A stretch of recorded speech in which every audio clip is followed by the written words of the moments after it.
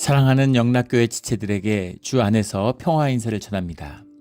오늘은 2024년 9월 10일 화요일입니다. 오늘의 묵상 본문은 이사야 31장 1절로 9절까지의 말씀입니다. 오늘 본문 말씀 31장 1절부터의 말씀은 이렇게 시작합니다. 도움을 구하러 애굽으로 내려가는 자들은 화 있을진저 그들은 말을 의지하며 병거의 많음과 마병의 심히 강함을 의지하고 이스라엘 거룩하신 이를 앙모하지 아니하며 여호와를 구하지 아니하나니. 30장부터 이어지는 애굽을 의지하지 말라라는 그 말씀이죠. 왜 이스라엘은 애굽을 자꾸 의지하려고 할까? 우리 30장에서 나누었지만 애굽이라는 것은 이스라엘에서 특별한 것이죠. 사실 가나안보다 더 위험한 그 애굽에서 400년 동안 노예 생활을 했잖아요. 그래서 애굽으로 자꾸 돌아가고 싶은, 애굽으로 녹아들려고 하는 그런 그 유다의 속성이 있다, 이런 말씀을 나누었죠. 근데 그런 역사적인 맥락보다도 또 현상적으로 보면 또 애굽이 강대한 국가죠. 그 메소포타미아 문명과 애굽의 문명이 세계 문명의 지금 축이잖아요. 그래서 두 강대국이 대립하는 것입니다. 그래서 지금 아수르를 상대할 수 있는 나라는 애굽밖에 없죠. 그러니까 이제 애굽을 의지하게 되는 거죠. 그런 현상적인 이제 이해관계의 축이 있습니다. 그런데 여호와를 구하지 아니하나니, 여호와는 왜 구하지 않을까요? 여호와의 백성이고 여호와의 능력으로 여기까지 왔는데 왜 여호와를 구하지 않을까? 주님은 영이신데 주님은 실제하지만 본질의 세계에 속해 있죠. 현상 가운데 역사하지만 현상 가운데서 만나는 주님의 역사는 실로와의 물처럼 천천히 흐르고 있는 겁니다. 이사야 8장에 나왔던 그 말씀처럼. 애굽은 나일강을 끼고 있죠. 아수르는 유프라테스 강과 메소포타미아 강을 모두 끼고 있습니다. 그래서 그 아주 장대한 강을 끼고 있는 강대국이죠.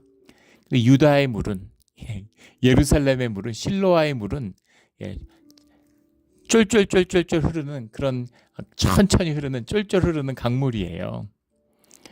그런데 이 물은 마르지 않죠. 이 물은 모든 필요를 채웁니다. 이 물은 사람들의 목을 적시고 사람들이 먹을 곡식을, 땅을 적시죠. 그걸 통해서 주님의 역사가 계속되는 거예요. 그런데 나일의 강물은, 메소포타미아의 강물은 큰 유익이 있어 보이지만 그것이 범람할 때는 모든 걸 쓸어버릴 수도 있죠. 그런데 힘을 앙모하는 자들, 현상의 사람들이죠. 현상의 사람들은 힘을 쫓게 돼 있어요. 현상의 사람들은 돈을 쫓게 돼 있습니다. 유명한 이야기죠. 그 코르테스가, 스페인의 코르테스가 남미를 정복하고 페루를 정복하고 아즈텍 문명을, 마야 문명을 이제 몰락시켰죠. 그런데 그 마야 문명에 있는 사람들, 그 당시에 그 아메리카의 이제 원주민들은 그 코르테즈를 이해할 수가 없는 거죠. 이 사람들은 금밖에 관심이 없어요. 다른 아무 거에도 관심이 없습니다. 금을 찾아온 사람들이죠. 그래서 물건을 바꿔도 금이 아닌 건 안 바꿔줍니다. 금으로만 받아요, 보상을. 그리고 약탈을 해도 금만 약탈합니다. 아무것도 안 뺏어가요. 말도, 소도, 음식도, 사람도 안 잡아가고 오직 금만 약탈해 가죠. 금만 받아요. 그게 너무 신기한 거죠. 그래서 원주민들이 물어보는 겁니다. 왜 그렇게 금을 가져가려고 그러냐고. 금이라는 것은 먹지도 못하고 마시지도 못하고 그걸 실로 뽑아서 옷을 입을 수 있는 것도 아니고, 물러가지고 무슨 그릇이나 무기를 만들 수도 없고, 아무짝에 술 먹고 그냥 치장하는 것밖에 없는데 왜 그렇게 금에 집착하느냐, 이렇게 물어보니까 코르테스가 유명한 명언을 남기죠. 나와 내 동료들은 금으로밖에는 치료될 수 없는 마음의 병을 앓고 있다고 그렇게 얘기합니다. 기가 막힌 통찰이죠. 세계 정복에 나설 만한 이제 그런 면모가 엿보이는 말이기도 합니다. 병에 걸린 거죠. 마음의 병에 걸린 거예요. 그래서 금이 좋은 겁니다. 오늘 우리가 앓고 있는 병이죠. 우리는, 코르테즈는 금병에 걸렸는데 우리는 돈병에 걸렸죠. 금이나 달러나 마찬가지죠. 왜 이렇게 돈이 좋을까요? 돈만 있으면 아픈 것도 나을 것 같고, 마음에 안 드는 짝하고도 살 수 있을 것 같고, 예. 돈만 있으면 세상의 모든 어려움을 다 해결할 수 있을 것 같고, 돈이 있어 보지도 않았으면서, 돈이 뭔지도 모르면서 돈만 있으면 다 해결될 것 같죠. 돈을 위해서 모든 걸 다 바꿀 수 있을 것 같잖아요. 왜 그럴까요? 예. 돈병에 걸렸기 때문입니다. 아픈 거예요. 병에 걸린 거예요. 이 현상의 사람들의 특징이죠. 현상의 모든 가치는 돈으로 귀결되기 때문에 현상이 전부인 사람들은 결국 돈이 전부일 수밖에 없습니다. 돈 앞에 무릎 꿇는 거죠. 그런 말 흔히 하잖아요. 자식들한테 돈 물려주면 안 된다고, 죽기 전에. 그래야 자식들이 효도한다고. 그게 효도입니까? 그러려면 그냥 무슨 뭐 실버 케어 이런 산업에서 그걸 하지, 뭐하러 자식들에게 효도를 받으려고 그래요. 자식과의 관계가 다 파괴됐는데 돈으로 그걸 할 수 있다고 믿는 거죠. 이상한 믿음이죠. 돈으로 뭘 할 수 있습니까? 돈으로 화목한 부부를 만들 수 있나요? 생명으로 피어나는 자식의 삶을 열어갈 수 있습니까? 그래도 그냥 돈 하는 거죠. 병인 거예요. 아픈 겁니다. 현상의 모습이죠. 그래서 그 현상에 사로잡힌 사람들은 주님을 보지 못해요. 현상이 전부인데 현상의 모든 것 속에 실로와의 물처럼 천천히 흐르는 주님의 섭리를 보지 못하는 거죠. 눈에 보여도 보지 못합니다. 그게 실제가 뭔지를 몰라요. 마치 시간 같은 거죠. 우리가 시간 속에 살고 있는데 도대체 시간이 뭘까요? 누구나 시간을 알잖아요. 시계 차고 다니고. 그런데 시간이 뭔지를 모르죠. 시간을 살지만, 시간에 묶여 있지만 시간이 뭔지를 모르고 시간을 누리지도 못합니다. 현상적으로 시간이라고 하는 건 현재죠. 과거와 미래는 개념이지 우리가 누릴 수 없어요. 그러면 현재는 누릴까요? 현재는 뭘까요? 현재는 존재하지만 그것도 누리지 못하긴 마찬가지입니다. 인지과학자들은 그러죠. 우리에게 현재는 2초라고. 우리가 현재라는 걸 인식하는 순간 또 과거가 되어버리니까. 시간 속에 있는데 그 시간이 우리의 의식과 묶여서 우리의 의식을 지배하고 있죠. 그 의식이 깨어나야지만이, 시간의 영원성을 만나야지만이, 시간을 누린다고 할 때 현재로서의 시간이라는 과거를 품고 미래를 담고 있는 그 시간이죠. 그 시간의 영원성을 내 삶으로 누리는 겁니다. 영혼을 누리는 거예요. 영혼을 살게 되는 비밀이죠. 그게 우리의 실제의 세계, 우리의 본질의 세계, 우리의 심령의 세계, 우리의 생명, 영을 사는 것에 있습니다. 영이 열려야 되는 것이죠. 영이 닫혔어요. 종교 행위를 하죠. 종교 행위를 하는데 종교에서 하나님만 찾아요. 하나님을 그렇게 찾을 수가 없습니다. 그런데 실제는 하나님으로 문제를 해결하고 하지 않아요. 문제가 생기면 애굽으로 가는 거죠. 애굽에 마병이 있으니까. 이 얘기를 하는 겁니다. 종교인들이잖아요. 입만 열면 하나님 하는데 실제로는 현상의 문제, 돈의 문제밖에 관심이 없는 거죠. 우리 중세 문제 보십시오. 중세 때 베네치아, 유럽의 세계, 기독교 세계를 대표하는 베네치아하고 베르베린을 비롯한 이 중동에 있는 아랍인들이 서로 교류를 했습니다. 누구 돈을 썼을까요? 유럽의 상인들이 중동에 가면, 그때 중동하고 해야지 인도를 통해서 오는 향신료 무역을 할 수 있으니까 그 중개 무역을 하는데, 이슬람 사람들은 알라만이 유일한 신이다라고 새겨진 중동의 아랍의 돈밖에 쓰지 않습니다. 다른 돈은 취급하지 않아요. 기독교는 하나님만이 유일한 신이다. 그거 외에는 취급하지 않습니다. 근데 어떻게 무역을 할까요? 서로 절대적인 가치를 가지고 있는 것처럼 얘기하지만 유럽의 기독교인들은 중동에 가가지고 중동 돈을 받아오고, 중동 사람들은 기독교에 가서 기독교 돈을 받아오는 거죠. 이게 실체인 겁니다. 그런 거죠. 그래서 종교인들은 막 하나님을 떠벌리지만 실제는 하나님을 의지하지 않죠. 하나님을 믿지 않습니다. 믿는다고 생각하는 거죠. 관념이죠. 현상이고 이해하는 겁니다. 그리고 안다고 생각하는 거죠. 교회도 그렇잖아요. 교회에서 막 기도하는 분들이 계세요. 근데 어려운 일이 생기면 그 일에 마음이 뺏겨서 교회 안 나옵니다. 진짜 하나님을 찾아야 될 때는 하나님을 찾지 않아요. 하나님이 실제가 아니기 때문인 거죠. 하나님이 실제인 사람들, 그 사람들이 이사야가 얘기하는 남은 자들, 우리가 말하는 신앙인들입니다. 그 신앙인들은 이 심판을 기다리는 자들이에요. 심판이 실제가 아니라면 어떻게 하나님을 믿을 수 있겠습니까? 어떻게 이 부조리한 세상, 이 거짓된 세상을 사는데 심판이 실제가 아니라면 어떻게 하나님을 따라갈 수 있겠어요? 그 심판을 기다리는 자들, 남은 자들, 그들이 주님의 사람들인 것이죠. 우리 주 안에서 주님을 봄으로, 주님을 진짜 믿기 때문에 주님을 보는 그 봄이 열리는 거죠. 그 생명을 살게 되는 겁니다. 그걸 진짜 봤다면 살게 돼 있어요. 못 봤기 때문에 못 사는 겁니다. 오늘날 교회와 기독교의 모습이죠.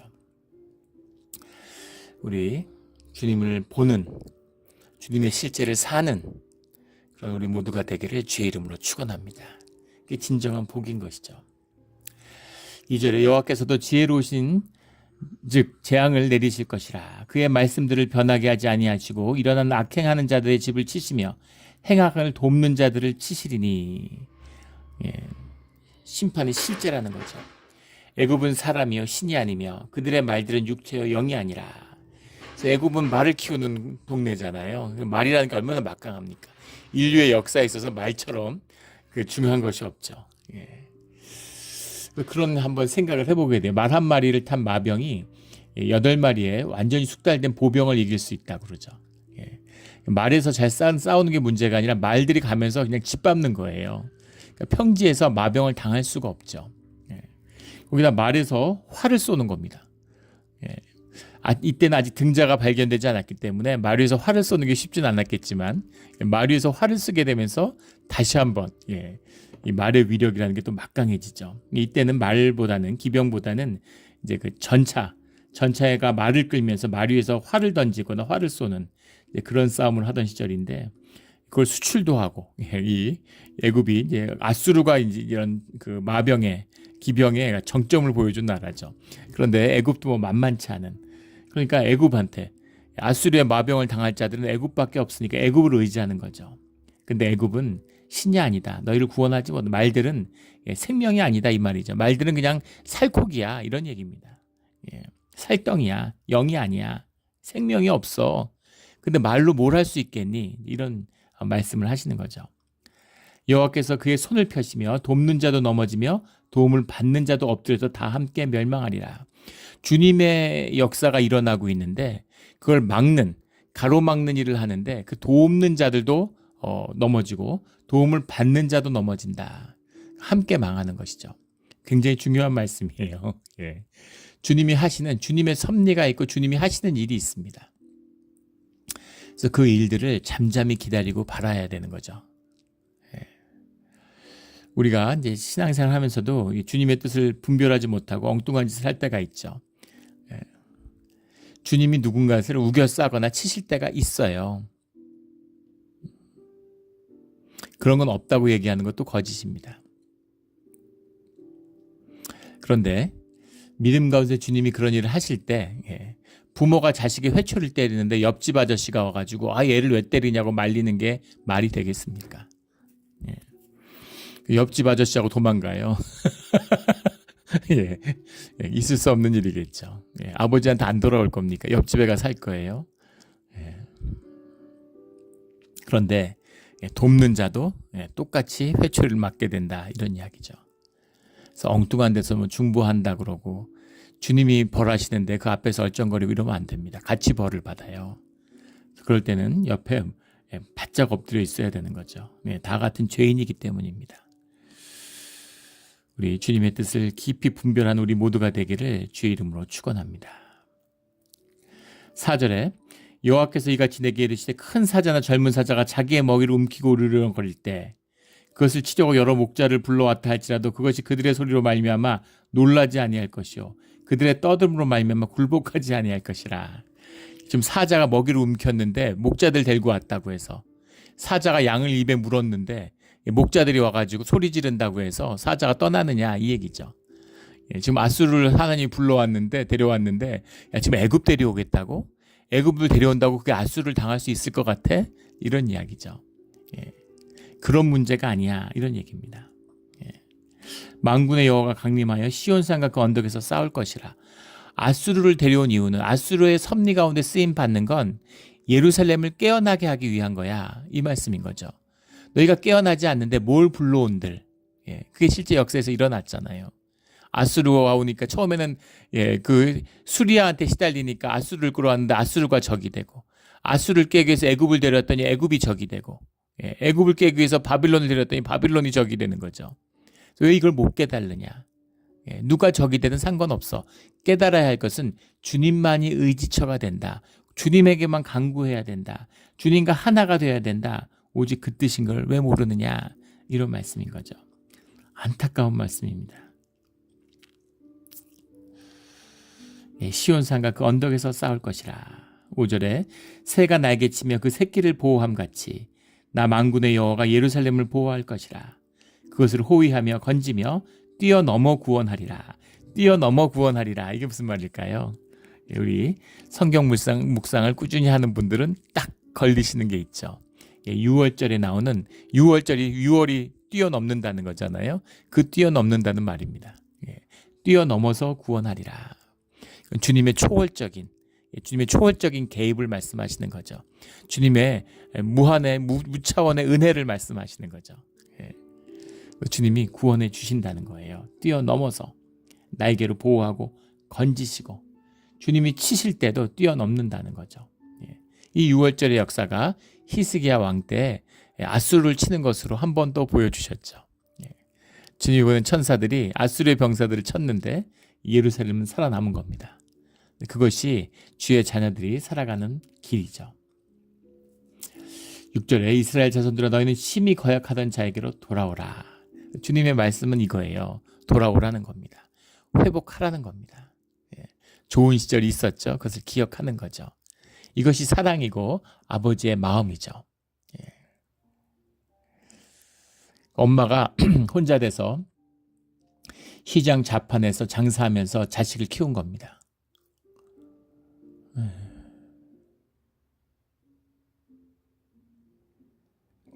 우리 전에 섬겼던 교회에서 몇 번 나눈 적이 있었던 것 같은데, 권사님 한 분이 애를 키우는데, 애가 이제 남편이 6.25 때 죽고, 시장에서 아이를 키우는데 정말 힘들어가지고, 근데 주님을 영접하고, 교회를 의지하고 주님을 의지하면서 열심히 사신 거죠. 장사하면서 애를 키웠는데, 아이들을 키웠죠. 근데 이제 막내가 너무 어렸기 때문에 막내를 처음에는 업고서 장사를 했는데 애가 크니까 자꾸 돌아다니잖아요. 도저히 장사를 할 수가 없는 애 잊어버릴 것 같고 그래서 애를 목욕탕에 맡기셨다는 얘기를 들었어요. 애를 목욕탕에 맡기고 도시락을 싸가지고 그때는 그런 시절이잖아요. 이제 도시락에 때도 밀고 이 목욕탕에서 청소도 하고 이제 그런 애들이 있죠. 한 고등학생쯤 되는 이제 아이가 그런 걸 하는 거죠. 청소년이. 근데 걔한테 이제 점심 도시락을 싸주는 조건으로 아이를 봐주기로 한 거죠. 그래서 애를 목욕탕에 맡기고 가는 겁니다. 그래서 아이가 목욕탕에서 자란 거죠. 그래서 이제 아들이 다 컸는데, 아들이 아주 효자입니다. 고생하고 자란 아이들이 다 효자가 되죠. 내가 이제 아드님이 이제 그런 고백을 해요. 어린 시절을 기억해 보면 거의 옷을 입은 기억이 없다고 항상 빨가먹고 있었기 때문에 아침부터 엄마가 맡기고 저녁에 데리러 올 때 하루 종일 이제 나체로 목욕탕 안에서 지내는 거예요. 목욕탕 안에서 물놀이도 하고 또 같이 목욕탕 청소도 돕고 이러면서 이제 거기서 같이 컸던 근데 그때가 아주 좋고 행복했다 뭐 이런 이야기도 하고 그런 겁니다. 근데 그렇게 아이를 키웠는데 아이들이 다 잘 자랐어요. 사남매를 키웠는데 세상적으로도 잘 됐습니다. 막내 목욕탕에서 자란 아이도 그런 유력한 그런 신문의 편집장이 돼서 막 잘 나가요. 근데 세상에서 잘 돼서가 아니라 그렇게 애들 돌보지 못해서 아이를 키웠는데 그 아이에 대해서 늘 미안한 마음이 있다는 거죠. 어릴 때는 안 떨어지려고 막 우는데 아이를 띄워놓고 나오는데 그렇게 미안할 수가 없는 근데 그 미안한 마음으로 자녀를 평생 바라보고 있는 거죠. 이게 엄마의 마음입니다. 혼자서 아이를 키웠는데 아이 이름이 장군이에요. 우리 장군이 이제 커서 예쁜 섹시 만나서 장가가는 거 엄마가 꼭 보고 죽어야 될 텐데, 이런 얘기를 하면 애가 펄쩍 뛰는 거죠. 나는 평생 결혼 안 하고 엄마하고 살 거라고. 그런데 세월이 지나서 아이는 결혼을 합니다. 그리고 가정을 이루고 엄마하고 같이 사는 게 아니라 엄마가 따로 살아요. 그런데 따로 혼자 사시는 어머니가 부담이 되는 거죠. 마음에. 그런 시절이 오는 겁니다. 그런데 엄마가 기억하는 아들의 모습은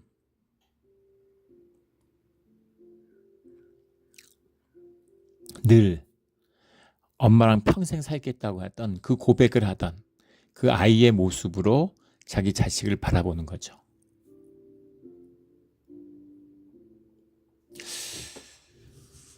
이것이 사랑입니다. 하나인 거죠. 아이의 행복이 내 행복보다 훨씬 귀하고 기쁘고 좋은 것입니다. 그 모습을 기억하고 있는 거죠. 어머니는. 그것처럼 주님은 이 예루살렘의 가장 좋은 모습으로 예루살렘을 바라보고 그의 자녀들이 돌아오기를 기다리고 계신 거예요.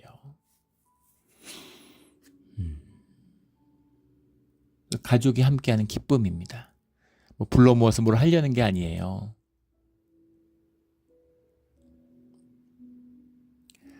(7절에) 너희가 자기 손으로 만들어 범죄한 은우상 금우상을 그날에는 각 사람이 던져버릴 것이며. 그날은 실제죠.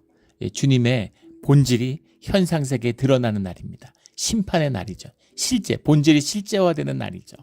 그걸 본 자들은 금우상 은우상을 던지게 돼 있어요.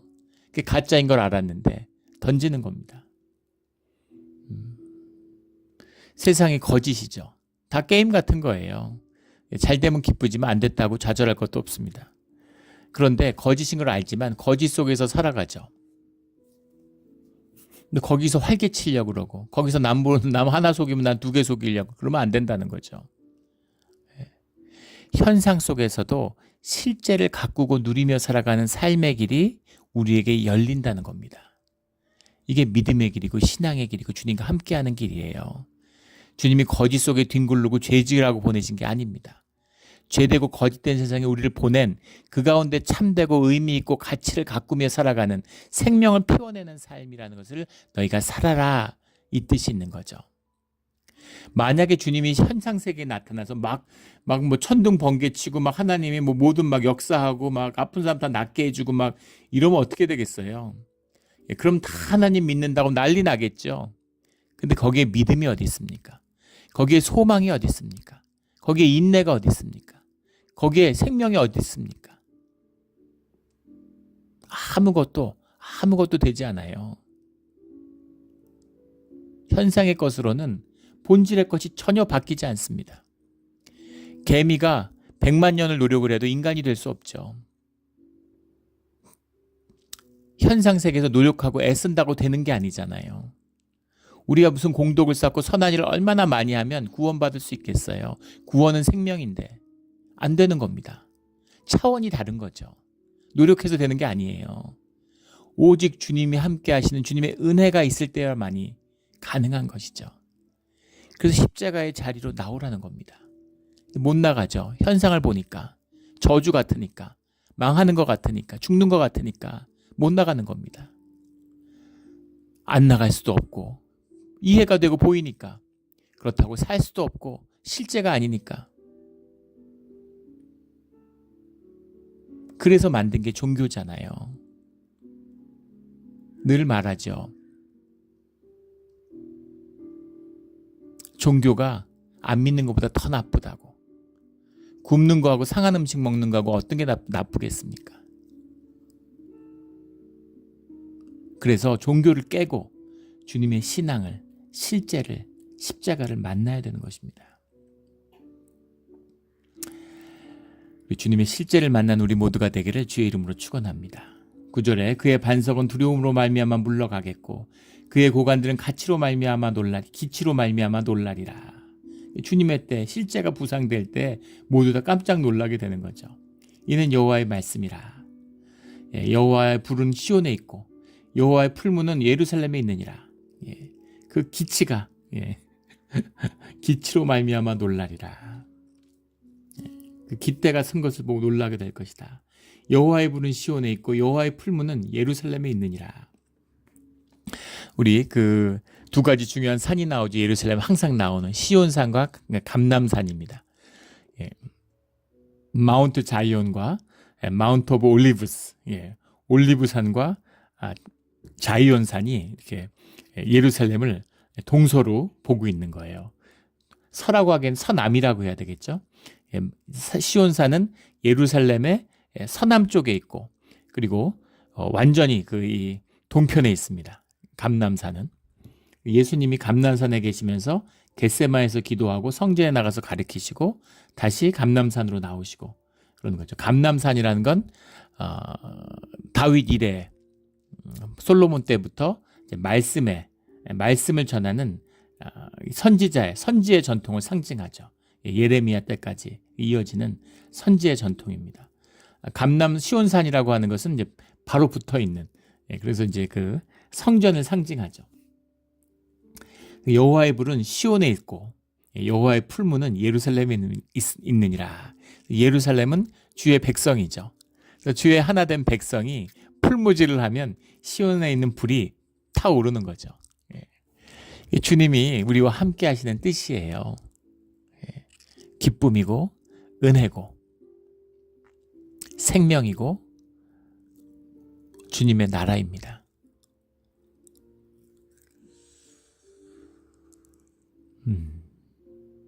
이것이 우리의 생명의 문제를 해결하고 또 현상의 문제도 해결해요.